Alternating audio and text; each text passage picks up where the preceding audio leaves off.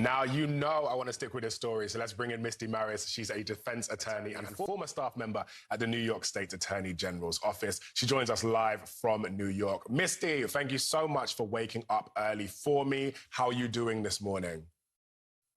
Absolutely wonderful and great to start my day with you. Oh, I love it, love it, love it. Well, I don't know if you gamble, but I want you to gamble today. Give me your current predictions. What is the Supreme Court going to do here? Well, after listening to these hearings yesterday, it seems like the Supreme Court is likely to actually uphold the ban. And it's for a different reason than many of us had thought. We all thought there is this tension, and this is the crux of the argument. It's a tension between First Amendment rights, constitutional rights of all Americans to free speech versus national security and national security concerns. But given what we heard yesterday, it seems like the Supreme Court majority may find that free speech isn't even applicable in the analysis. And in fact, the law itself that's banning TikTok doesn't touch on speech. It's all about national security. If you take free speech out of the equation, with that analysis, it's likely that the ban moves forward as planned. Well, I'm heading to live in the US next week, so I want you to school me a bit on the First Amendment and why this ruling is to do with both free speech and that national security. So basically, the legislature, a bipartisan group, got together and made a law. So it's kind of rare that you see the bipartisan group come together with the same goals. But the law dealt with issues of national security, which falls in the legislative branch's overall duties with the three branches of government.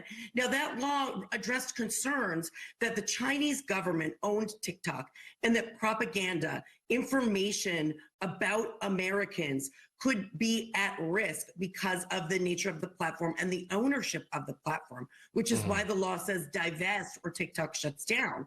Now, that national security concern is obviously something that Americans are very, very concerned about, and the legislature spoke on that realm. Now, the First Amendment is a constitutional right of every single American that you have free speech, and it means that the government cannot stifle the speech of any individual person.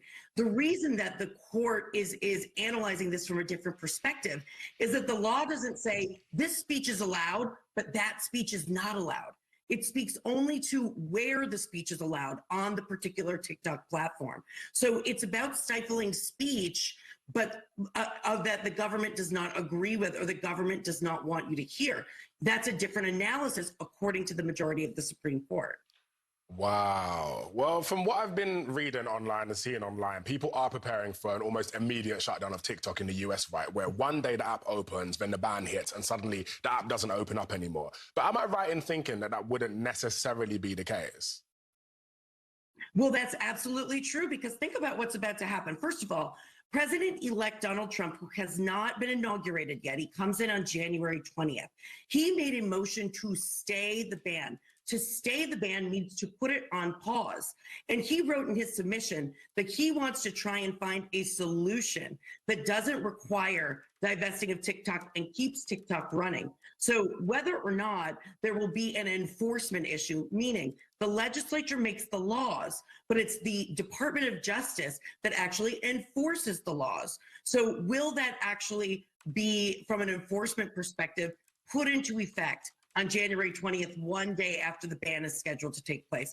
That's a big question. And Ben, to your point, there's a lot of individuals who use TikTok as their job. They use it for their source of income. And so we heard a lot of individuals speaking on that point, that it would negatively impact them from an economic perspective.